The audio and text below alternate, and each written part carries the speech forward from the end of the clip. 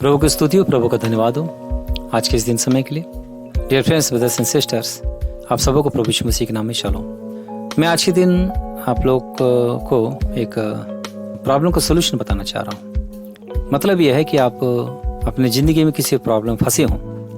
आपकी प्रॉब्लम चाहे कितनी भी बड़ी से बड़ी क्यों ना हो, चाहे कितनी जटिल से जटिल क्यों ना हो, और आपको बहुत ज़्यादा प्रभावित क्यों ना कर दिया हो, आपके उससे बहुत ज़्यादा व्याकुल ही क्यों ना हो, आप उससे क्यों ना बहुत ज़्यादा पसीज गए हों, और यहाँ तक आपकी स्थिति पागल सी हो गई हो, आपको छुटकारे के लिए आपकी शक्ति नहीं पुर रहा ऐसा लग रहा हो, चाहे कैसी भी भयंकर आपकी दशा हो, भयंकर स्थिति हो, मैं आप लोग से कहना चाहता हूँ कि हर प्रॉब्लम का सोल्यूशन होता है, हर समस्या का समाधान होता है। हर प्रॉब्लम का सोल्यूशन प्रभु यीशु मसीह है, हर समस्या का समाधान प्रभु यीशु मसीह है। वो कैसे, मैं आप लोग बताना चाह रहा हूँ। जब तक कोई डॉक्टर बीमारी को ना जान ले तो उसका इलाज नहीं कर सकता। तो जब किसी बीमारी का इलाज करना हो, पहले उस बीमारी को जानने की आवश्यकता होती है। वैसे ही आपका जो प्रॉब्लम है वो चाहे किसी भी रूप में क्यों ना हो, आपको पहले जानने की आवश्यकता है कि वो प्रॉब्लम का कारण क्या है या प्रॉब्लम किस कैटेगरी में आता है। आप लोग सहूलियत के लिए मैं इस बात को बिगिनिंग में ही क्लियर करना चाह रहा हूँ कि चाहे मनुष्य जिन्हें कोई भी प्रॉब्लम क्यों ना हो, वो उसके 3 ही कारण हो सकते हैं। 3 में से एक कारण भी हो सकता है। वो कारण है आंखों की अभिलाषा, शरीर की अभिलाषा, जीविका का घमंड। देखिए, आप लोग लग सकता है कि पाप, डर, शैतान, ठीक है वो है, पर उसका स्टैंड कहाँ है देखा जाए तो वो आंखों की अभिलाषा, शरीर की अभिलाषा, जीविका के घमंड के स्टैंड पर है। तो आप जब जान लीजिए इस बात को, इस 3 के अंशों में से एक अंश में आपको प्रॉब्लम होगा, चाहे वो जितना जटिल से जटिल क्यों ना हो। तो आपको अपने जो स्वभाव है उसे समझने की आवश्यकता है कि जब आप उद्धार पाने से पहले, प्रभु यीशु मसीह जानने से पहले किन किन चीज़ों से पीड़ित थे। जब उसको आप देख लेंगे तो आपको पता चल जाएगा कि आंखों की अभिलाषा, शरीर की अभिलाषा, जीव के घमंड में से आप किससे ज़्यादा ग्रसित थे। आंखों की अभिलाषा अर्थात हर चीज़ आपको पसंद आ जाना, हर चीज को भोलेपन रीति से एक्सेप्ट कर लेना। कई लोग ऐसे होते हैं, हर चीज उनको अच्छी लगती है, हर चीज उनको भा जाती है, और हर चीज को अपने में एक चुंबक के समान चिपका लेते हैं, और वो किसी चीज का इंकार करना जानते ही नहीं है। ऑल ऑफ वेलकम जैसा उनका नेचर होता है। ये आंखों की अभिलाषा के कारण है। और शरीर की अभिलाषा का मतलब ये है कि कामोत्तेजना या कामुकता या खुद की इच्छा को पूरी करने का धुन, परमेश्वर की इच्छा नहीं, खुद की इच्छा। तो उसी के पीछे फिर शरीर के कार्य स्पष्ट है करके जो बाइबल में लिखे हुए हैं वो सब एक के बाद एक आते हैं। और सबसे फ्रंट में जो होता है वो है कामुकता, कामोत्तेजना। और तीसरा जो है जीविका का घमंड, अर्थात एक ऐसी जिंदगी जो परमेश्वर से संबंधित तो नहीं है, पर उसको बनाए रखने के लिए जद्दोजहद करना, और उसको लोगों में अंगीकृत कराने के लिए, और लोगों में भला नाम दिलाने के लिए, बड़ा नाम दिलाने के लिए, अपने नाम की पहचान के लिए, अपनी वाहवाही के लिए जद्दोजहद करना, पूरा जोर लगाना, ये जीविका का घमंड है। मैं संक्षिप्त में बता दिया हूँ, मैं ज़्यादा विस्तार में नहीं बताऊंगा, पर मैं प्रॉब्लम के सोल्यूशन के विषय में बताना चाह रहा हूँ। तो जब आप इन तीनों में से एक में आपके प्रॉब्लम को देखेंगे तो चाहे जितना भी जटिल क्या हो, उसे डरने की आवश्यकता नहीं है। आप समझ लीजिए कि 3 अंश जो है, इसमें से एक अंश में आपका प्रॉब्लम है, या 2 या 3 भी हो सकता है, उससे ज़्यादा नहीं हो सकता। तो जब इस रीति से जब आपके प्रॉब्लम की पहचान हो जाती है तो उसके बाद आप क्या करेंगे। जब आप इफिसियों के पत्र 2 अध्याय में पढ़ेंगे, आप पहले 2 वचन में, तो वहाँ पर यह लिखा हुआ है कि कुछ ऐसी शक्तियां हैं जो अंधकार में होती हैं और वो परमेश्वर की आज्ञा का उल्लंघन करने वाले लोगों में काम करती है। पहले हम जब मसीह में नहीं आए थे, हम प्रभु यीशु मसीह पर विश्वास नहीं किए थे, उसके नाम से उद्धार नहीं पाए थे, पापों को क्षमा नहीं प्राप्त थे, तब भी हम उन शक्तियों के वश में ही थे। तो ऐसे समय में जब हमने प्रभु यीशु मसीह नाम पर विश्वास किया, अपने पापों का क्षमा प्राप्त कर लिया, तो उन शक्तियों के वश से छूट गया। और जैसे पहला यूहन्ना की पत्री 5 अध्याय 19 वचन लिखा हुआ है हे प्रियो हम परमेश्वर से हैं, तो हम परमेश्वर के हो जाते हैं। और दूसरे भाग में लिखा हुआ है कि सारा संसार दुष्ट के वश में पड़ा हुआ है, तो दूसरा भाग भी होता है जो दुष्ट के वश में अर्थात शैतान के वश में होता है, उन आत्माओं शक्ति के वश में होता है, जो पीड़ित करती हैं, जो पाप कराती हैं, जो मनुष्य को परेशान करती है, जो बीमार करती हैं, जो उलट पुलट करती हैं, गलत सलाह देती हैं और पॉजिटिव एनर्जी का शोषण करती हैं। पर जो प्रभु यीशु मसीह के नाम पर विश्वास कर लेते हैं, उन पर उन शक्तियों का कुछ बस नहीं चलता। पर जब ये लोग किसी न किसी कारण से परमेश्वर की आज्ञा का उल्लंघन करते हैं, कोई गलती करते हैं, कोई पाप करते हैं या संसार की अभिलाषा में गिर जाते हैं, तो उन आत्मा शक्तियों को फिर से इन विश्वासियों पर अधिकार मिल जाता है और फिर से पीड़ित करने लगते हैं और इनकी दशा पहले से ज्यादा बुरी हो जाती है। पहले जितनी पीड़ा नहीं होती थी उतनी पीड़ा होने लगती है, ज्यादा परेशानी होने लगती है और उस परेशानी के कारण वो डामाडोल होते रहते हैं। तो जब चाहते हैं आपकी जिंदगी में परेशानी ना हो, तो आपको ये करना है कि परमेश्वर की आज्ञा का पालन करना है। हव्वा ने सर्प के द्वारा जब शैतान ने बात किया, उसकी बातों में गिरी, आपको नहीं गिरना है। प्रभु यीशु मसीह से जब शैतान ने डायरेक्टली परीक्षा किया, कहा कि तो परमेश्वर का पुत्र हो तो है तो इस पत्थर रोटी बनाकर तू खा ले, तो प्रभु यीशु मसीह उसकी बातों में नहीं गिरा। हव्वा से जो सर्प के द्वारा शैतान ने परीक्षा की, प्रभु यीशु मसीह की जो परीक्षा की, दोनों सेम है, सेंटेंस बड़ा अलग है, पर आधार क्या है? आंखों का अभिलाषा, शरीर का अभिलाषा, जीव का घमंड। हव्वा को देखने में अच्छा लगा, खाने के लिए वो स्वादिष्ट लगा और बुद्धि के लिए चाहने योग्य लगा। 3 अंश। प्रभु यीशु मसीह के भी 3 अंशों के द्वारा ही शैतान परीक्षा करता है। यद्यपि बेसिक वही है, पर सेंटेंस आप देखेंगे, हव्वा के पास बातें कर समय शैतान जो सेंटेंस इस्तेमाल करता वो अलग है, प्रभु यीशु मसीह से बातें कर समय शैतान जो सेंटेंस इस्तेमाल करता वो अलग है। आपके पास अगर आत्मिक समझ नहीं है तो इसको आप अलग अलग समझेंगे। और कई लोगों को प्रॉब्लम ये है कि जितने उनकी परीक्षाएं होती है, प्रॉब्लम होते हैं, वो सबके एक अलग अलग स्टैंड बनाते हैं और ये सोचते हैं कि वो उस स्टैंड से ये अलग है, इससे वो अलग है, इससे अलग है। मैंने कहा 3 ही कारण हो सकते हैं, 3 ही अंश हैं, 3 ही अंशों में वो विभाजित होंगे। पर आप इसे नहीं समझेंगे, नहीं मानेंगे, तो आप बहुत सारे कैटेगरीज बनाएंगे उसके। फलाना प्रॉब्लम का फलाना बेस, फलाना प्रॉब्लम का फलाना बेस, फलाना प्रॉब्लम का फलाना कारण, ऐसे करके आप 3 नहीं हो सकता 30 या उससे अधिक आप बेस बना ले। तो जहां आप परमेश्वर के वचन में से कुछ बढ़ा दिए, उसके नियमों में से कुछ बढ़ा दिए, तो समझ लीजिए कि वो बुराई से है।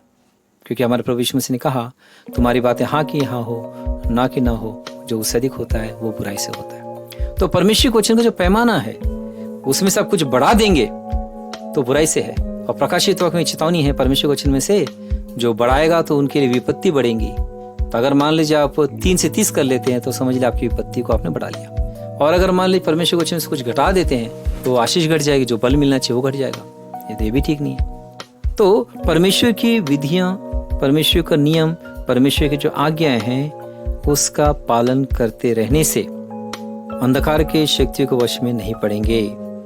तो परमेश्वर की विधियों को मान लेना चाहिए कि वो ऐसे ही हैं, उसको खुद बदलने का प्रयास नहीं करना चाहिए। परमेश्वर की आज्ञा का पालन करना चाहिए, उस परमेश्वर का वचन जैसा है वैसे ही मानना चाहिए, उसका जो रिस्पेक्ट है उतना देना चाहिए। तब प्रकाश में आपकी सुरक्षा होगी।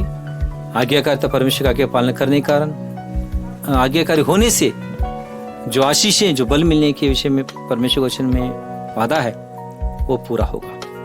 और आप अंधकार में जो शक्तियां हैं, शैतानी शक्तियां, उनके वश में पड़ने से बच जाएंगे, उनसे पीड़ित होने से बच जाएंगे, भरमाने से बच जाएंगे, व्याकुल होने से बच जाएंगे। तो आइए हम दूसरे अंश क्वेश्चन देखते हैं। पहले अंश मैंने क्या बताया? परमेश्वर की विधियों का पालन करना है, उसके आज्ञा का पालन करना ही करना है आपको। दूसरा है कि उसके नियमों का पालन करना। तो उसके नियम क्या है? आत्मिक जीवन जीने का नियम क्या है? अगर एक नए विश्वासी से भी अगर पूछा जाए और सचमुच में वो विश्वासी है, सचमुच में प्रभु यीशु मसीह को अपने जीवन समर्पित कर चुका है, तो उसको मालूम रहता है पठन करना, वचन ध्यान करना, प्रार्थना करना, स्तुति करना, आराधना करना, ये सब आत्मिक जीवन के बेसिक कार्य हैं। ये नियम है जिसका पालन करते रहना चाहिए। जिस रीति से हमारा खाना पीना सोना, ये रोटेशन, ये नियम है हमारे जीवन का, शारीरिक जीवन का, वैसे आत्मिक जीवन का जो रोटेशन है, आत्मिक जीवन का जो नियम है, परमेश्वर वचन पढ़ना, ध्यान करना, प्रार्थना करना, ये सब होना चाहिए। और यह भी कि आराधना कार्यक्रम, फास्टिंग प्रेयर, नाइट प्रेयर्स में शामिल व नियमित रूप से होते रहना चाहिए। ये सब नियम है। नियमों का पालन करने से बल मिलता है, पॉजिटिव एनर्जी मिलता है, प्रकाश से भरते हैं और पॉजिटिव में पुष्ट होते हैं। तो इसमें और एक तीसरी बात यह है, क्या? विधि, नियम, आज्ञा। तो इसमें वचन पठन, ध्यान, प्रार्थना, तो उसके ऊपर और है जो स्तुति। तो परमेश्वर जब योग स्तुति की बात आती है तो परमेश्वर की योग्य बड़ाई और धन्यवाद करने की आवश्यकता होती है। तो इसे समझने के लिए चलिए हम रोमियो पत्री पहला अध्याय निकाल लेते हैं। रोमियो पत्री पहला अध्याय के 18 वचन से जब आप पढ़ेंगे 24 वचन तक का, तो उसमें आप पाएंगे कि उन्होंने परमेश्वर के कार्य को देखा, जो परमेश्वर को उन्होंने जाना, उसके बावजूद भी उसकी योग्य बड़ाई और धन्यवाद उन्होंने न किया।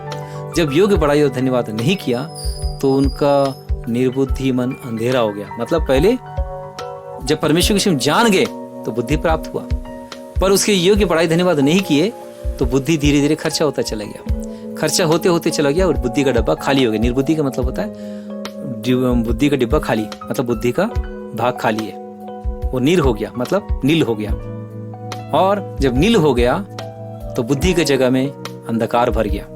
वो अपने आप को बुद्धिमान समझकर वो बुद्धिमान समझ लिए, पर वो उनका निर्बुद्धि मन अंधेरा हो गया। तो जब बुद्धि की जगह में जो भरपूरी होनी चाहिए, उस भरपूरी को जब हटा देते हैं तो उस जगह को अंधकार ले लेता है, अंधकार उस जगह में भर जाता है। जब उनके मन में अंधकार भर गया तो परमेश्वर की जो महिमा थी वो उन्होंने मूर्तियों को दे दिया। मनुष्य की मूर्तियां, चतुष्पादों की, पक्षियों की, रेंगने जंतुओं की मूर्ति की समानता में परमेश्वर महिमा को बदल दिया। मतलब यह है कि एक मनुष्य परमेश्वर की योग्य बड़ाई धन्यवाद जब नहीं करता है, आप जब प्रभु यीशु मसीह के नाम से उद्धार पा चुके हैं, प्रभु यीशु मसीह अपनी जिंदगी समर्पित कर चुके हैं, आपके लिए जरूरत है कि परमेश्वर की योग्य बड़ाई और धन्यवाद आप करें। आपकी जिंदगी में जितने परमेश्वर ने भले काम किए हैं, जो उद्धार दिया, सबसे अनमोल बहुमूल्य जो है वो उद्धार है। इसके लिए हमने कोई मूल्य नहीं चुकाया, पर प्रभु यीशु मसीह ने पूरा मूल्य चुकाया। वो हमको मुफ्त में जरूर मिला, पर वो मुफ्त में नहीं है। इसलिए उसने अपना पवित्र जिंदगी को अर्पित किया, उसने अपना पवित्र लोहू बहाया, उसने मूल्य चुकाया। तो उसका रिस्पेक्ट होना चाहिए, उसके विषय में दिल धन्यवाद से भर जाना चाहिए और परमेश्वर की बहुत स्तुति आराधना करती रहनी चाहिए। और खुद के जीवन में जो परमेश्वर भलाई की उसे स्मरण कर करके प्रभु धन्यवाद देना चाहिए। और इतना ही नहीं, परमेश्वर के बड़े बड़े जो काम है बाइबल में जो लिखे गए हैं या किसी और दास भक्त के जीवन में हुआ, उन्होंने पुस्तक में लिखा, आपने पुस्तकों पढ़ा या उनकी गवाही में आपने सुना, जब उसके विषय में आप सुना तो उसे याद कर करके परमेश्वर की स्तुति करना चाहिए, स्तुति के गीत गाना चाहिए, आराधना करनी चाहिए। आपको परमेश्वर का बहुत धन्यवाद करते रहना चाहिए। करना चाहिए नहीं बोल रहा मैं, करते रहना चाहिए, कंटिन्यूटी रहना चाहिए। तब क्या होगा? आपका जो बुद्धि का भाग है वो नहीं होगा, नील नहीं होगा, खाली नहीं होगा, आप बुद्धि से भरे रहेंगे। आपके पास परमेश्वर के विषय की सही जानकारी होगी।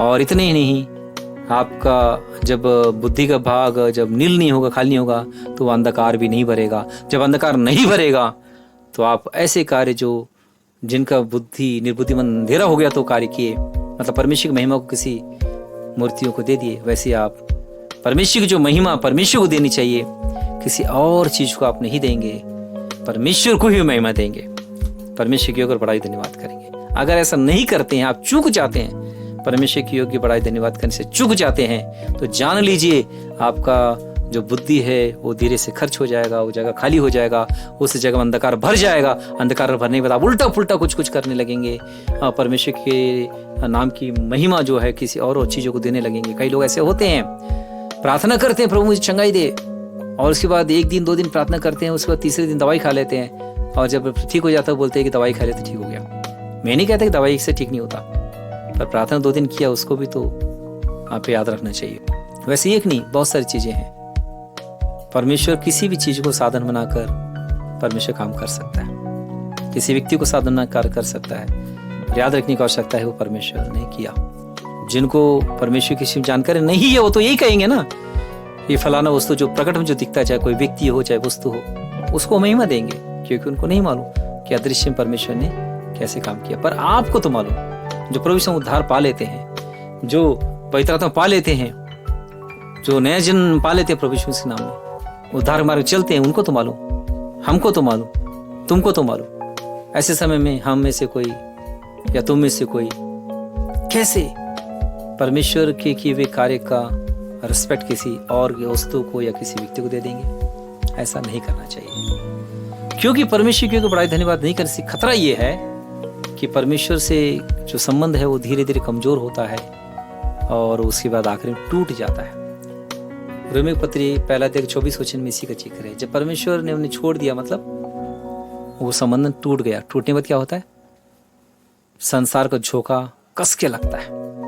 जब संसार का झोंका कस के लगता है ना, तो शरीर के कार्य में से जो प्रथम होता, प्रंठ में जो बाइबल लिखा है कामुकता, उसमें तीव्रता आ जाती है। मतलब एक बहुत तीव्र कामोत्तेजना उत्पन्न हो जाता है, और तीव्र कामोत्तेजना जब उत्पन्न हो जाता है तो बदन बर्दाश्त नहीं करता, मन पागल हो जाता है और दिमाग काम नहीं करता, एकदम जाम हो जाता है, किसी अच्छे काम में मन नहीं लगेगा। टाइम पास के लिए मन लग जाएगा, यूट्यूब देखो, सिनेमा देखो, सीरियल देखो, गप्पे सप्पे मारो, सब में टाइम मन लगेगा। पर आप कोई ऑफिस काम करना चाहे मन नहीं लगेगा, आप कोई अच्छे काम करना चाहे मन नहीं लगेगा, वचन पढ़ना चाहे मन नहीं लगेगा, प्रार्थना करना चाहे मन नहीं लगेगा, परमेश्वर स्तुति करना चाहे मन नहीं लगेगा, और आप तो गवाही देने लायक तो रहेंगे ही नहीं, परमेश्वर वचन बताने के लायक तो रहेंगे ही नहीं। और भयंकर तीव्र कामोत्तेजना भीतर उत्पन्न हो चुकी होगी। आपको समझ नहीं आएगा ये क्या हुआ। आप अपने आप को कोसने लगेंगे, अपने आप को गंदा समझने लगेंगे और अपने आप को कोसने लगेंगे। पर क्या हो गया? परमेश्वर वचन बाइबल स्पष्ट करता है कि क्या हो गया। तो जब इस दशा हो आप में से किसी के अंदर, तो सुधार का तरीका क्या है बोलने से? जहां बिगड़ा वहां सुधारो। किसी पेड़ के पत्ते तोड़ देने से पेड़ सूखता नहीं, किसी पेड़ की डाली काट देने से पेड़ सूखता नहीं, किसी पेड़ के तना काट देने से पेड़ सूखता नहीं, पर जड़ से उखाड़ दो या जड़ को जला दो तो पेड़ सूख जाएगा। इसीलिए पाप की जो क्रिया है, कार्य है बाहर से, उसे रोकने का प्रयास करोगे, आप कभी सफल नहीं हो सकोगे। पर पाप के जड़ को जानो, उसे वहां से उखाड़ दो, यीशु रक्त से जला दो, तो आप देखेंगे जो पाप का जो परिणाम है बाहर में, जो क्रिया के रूप में या प्रभाव के रूप में, भरपूर रूप में हो, वहां सूख जाएगा, वो हट जाएगा। मैं फाइनली एक बात को कहना चाह रहा हूं, आप चाहे कितने कमजोर हों, चाहे कितने अकेले हों, चाहे कितने कोमल हों, इससे कोई फर्क नहीं पड़ता, क्योंकि जय आपके द्वारा नहीं, जय परमेश्वर के द्वारा है। यीशु के विषय में जब देखते हैं, यीशु बहुत ही कोमल युवक था, वो बहुत ही शूरवीर जैसा दिखने वाला नहीं था, पर वो कोमल था, सॉफ्ट नेचर का था, वो एक जेंटलमैन था। जब वो मिस्र में बेचा गया, ध्यान दीजिए इस बात को कि वो स्वतंत्र नागरिक के रूप में नहीं गया। आप तो स्वतंत्र नागरिक हैं, पर वो स्वतंत्र नागरिक रूप में नहीं गया, वो दास के रूप में बेचा गया। जब बेचा गया तो वो एरिया जो था अंधकार की शक्तियों को उपासना से भरा हुआ एरिया था। आप सोच सकते हैं कि आपके चारों ओर, आपके रिश्तेदारों में, आपके परिचितों में कई लोग हैं जो जादू टोना तंत्र मंत्र करते हैं, कई लोग अंधकार शक्ति उपासना करते हैं, कई मूर्ति पूजक है। आपको बहुत बुरा लगता है, बहुत घिनाहट आती है, बहुत आपको घबराहट होती है, पर आप गलत हैं, क्योंकि जितना आपके इर्द गिर्द में, रिश्तेदारों में, कई परिचित में कोई भी है जो बुरी शक्तियों को उपासना करते हो, अंधकार शक्ति को उपासना करते हो, मूर्ति पूजक की उपासना करते हो, उनसे कहीं अधिक ज्यादा स्ट्रांग थे मिस्र के जादूगर जहां यीशु गया था। वो इतने स्ट्रांग थे कि वो लाठी को सांप में बदल सकते थे। क्या आपके परिचित में कोई जादू टोना करने वाला हो? क्या वो उस लाठी को सांप बना सकता है? क्या उसके पास इतनी सामर्थ्य है? आप कहेंगे नहीं, तो फिर क्यों डरते हो? यीशु तो उतने स्ट्रांग लोग के मध्य में था। दूसरी बात, वो कामोत्तेजना के लिए प्रेरित किया जा रहा था। वो कोमल था, वो इतना कोमल था, इतना सॉफ्ट था, इतना सुंदर था, उस पर बुरी नज़र पड़ना स्वाभाविक था। जो देखे उसे मोहित हो जाए। तो आप अगर आप में कोई सुंदर हैं, मेरी संदेश को सुनने वाले, गोरे हैं, सुंदर हैं, अच्छे रंग रूप कद काठी है, आकार है, आप ये सोचेंगे कि मेरे वो जब लोग आकर्षित होते हैं, बुरी नज़र मुझ पर पड़ती है, तो आप गलत हैं। क्यों? यीशु जिस दशा में था उस दशा में आप नहीं हैं। यीशु की दशा से आपकी दशा छोटी है। यीशु के प्रॉब्लम से आपका प्रॉब्लम छोटा है। क्यों कह रहा हूं मैं? यीशु जिन परीक्षाओं में था वहां पर स्वतंत्र रीति से वो डिफेंस करने के लिए भी वो स्वतंत्र नहीं था, क्योंकि दास के रूप में था। पर आप दास नहीं हैं, आप स्वतंत्र हैं। आप अपने समय को अपने हिसाब से यूज कर सकते हैं, अपने समय प्रार्थना कर सकते हैं, अपने समय वचन पढ़ सकते हैं, अपने समय वचन ध्यान कर सकते हैं, और अकेले में आप अपने दावे को पेश कर सकते हो। Who are you, what you want. यीशु की जिंदगी को देखो, वो पाप में गिरने से बच गया। क्यों? वो यहोवा से लिपटा रहा। मैं बीते संदेश में इस बात का जिक्र किया हूं कि जब पोतीफर की पत्नी जादू टोना तंत्र मंत्र कराकर उसे खिलाना चाहती थी कि उसे प्रभावित कर ले और उससे वो अपनी कामों इच्छा को पूरी कर ले। यीशु प्रार्थना करने वाला युवक था। वो जान गया कि पोतीफर की पत्नी के मन में क्या था, वो क्या प्रयास कर रही है। उसने देखा वो जो भोजन ला रही उसको खिलाने के लिए, उस भोजन के पीछे पीछे एक दैत्य आकार का, एक अंधकार से भरा हुआ एक एनर्जी आ रहा है। तब वो यहोवा से प्रार्थना करता है यीशु, और पोतीफर की पत्नी से कहता है, तू सोचती है कि तू मुझे पोसेस्ट करेगी, उस अंधकार शक्ति वश में कर देगी, तेरी काम इच्छा पूरी कर लेगी। तू ऐसा नहीं कर सकती। मैं तुझे दिखाना चाहता हूं कि मेरा परमेश्वर यहोवा जीवित है, महान है, वही परमेश्वर है। ऐसे करके फिर प्रार्थना करते, यहोवा इस भोजन को तू निश्चित कर दे, इसके पीछे की जो बुरी सामर्थ्य, जो अंधकार शक्ति आई उसे तो डिस्कनेक्ट कर दे, हटा दे, इस भोजन को तू शुद्ध कर दे। फिर प्रार्थना करता और खा लेता है। तो वो जो जैसे प्रार्थना करता है, उसके पीछे जो भी अंधकार का वो जो रूप, दैत्याकार रूप जो आता है, वो उस भोजन को छोड़ के अलग हो जाता है। और यीशु उस भोजन खाने के बाद भी उस बुरी आत्मा से, उस अंधकार शक्ति से पोसेस नहीं होता, ग्रसित नहीं होता। तो जान लीजिए इस बात को, आप हर चीज को जो आप खाते हैं, हर चीज को, हर वस्तु को जो आप वस्त्र को जो पहनते हैं, हर वस्तु को जो आप धारण करते हैं, यीशु का रक्त से धोकर, उसके पीछे आने वाले सारे अंधकार शक्ति दूर कर, अंधकार के बंधन को तोड़कर, शुद्ध करके शक्ति से धोकर आप पहनते, खाते हैं और वस्त्र पहनते हैं, उसे धारण करते हैं, तो आपको कोई भी अंधकार शक्ति प्रोसेस नहीं कर सकता। आप स्वतंत्र होंगे। ये तरीका है, ये आप पर आधारित है कि आप कितने प्रभु में घनिष्ठ होते हैं। हल्का फुल्का भक्ति कर, हल्का फुल्का प्रार्थना कर, हल्की फुल्के तरीके से परमेश्वर का अनुसरण कर आपको बड़ा फल पाने का प्रयास करेंगे। आप बड़ा फल चाहेंगे तो नहीं मिलेगा। आप जितना बड़ा फल चाहते हैं, जितना अच्छा फल चाहते हैं, जितना पॉजिटिव फल चाहते हैं, उतना आपको भक्ति करनी होगी, उतनी गहरी समझ रखनी होगी आत्मिक जीवन की, उतने गहराई से आपको अनुसरण करना होगा। तब आप यीशु सा आप जीवंत जीवन जी पाएंगे, पाप रहित जीवन जी पाएंगे। और जैसे यीशु आखिरी में सफल हुआ, परमेश्वर ने जो विजन उसको दिया वो पूरा हुआ, वैसे ही आपके जीवन परमेश्वर ने जो प्रतिज्ञा किया वो पूरा होगा, जो विजन दिया है, दर्शन दिया वो पूरा होगा, पूरा होके रहेगा। उसे कोई रोक नहीं सकता।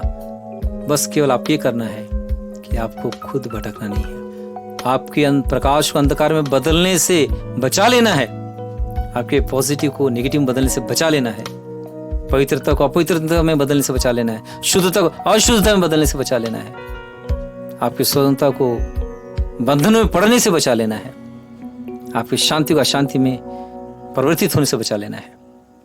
तो dear friends, brothers and sisters, आप लोग से मेरा कहना यह है कि मैं खुलकर आप लोग से कह रहा हूँ। पहले के मैं मैसेजों को आप देखेंगे, मैं इशारों में बातें करता था, मैं प्रयास करता था कि मेरी बातों कोई कंट्रोवर्शियल बातें ना हो, पर मुझे अब लगता है कि मुझे कुछ चीज़ें बारीकी से कह देना चाहिए, क्योंकि मैं देखता हूँ कि कई ऐसे लोग हैं जो आत्मिक जीवन जीना चाहते हैं पर वो सफल रीति से जी नहीं पाते हैं।